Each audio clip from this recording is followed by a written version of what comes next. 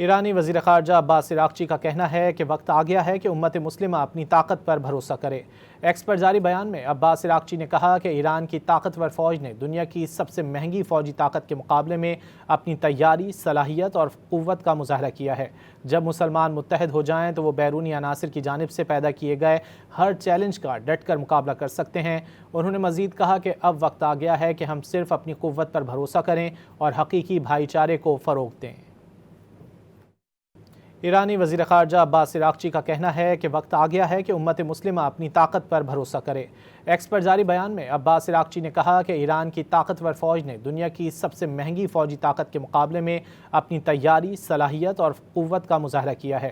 جب مسلمان متحد ہو جائیں تو وہ بیرونی عناصر کی جانب سے پیدا کیے گئے ہر چیلنج کا ڈٹ کر مقابلہ کر سکتے ہیں۔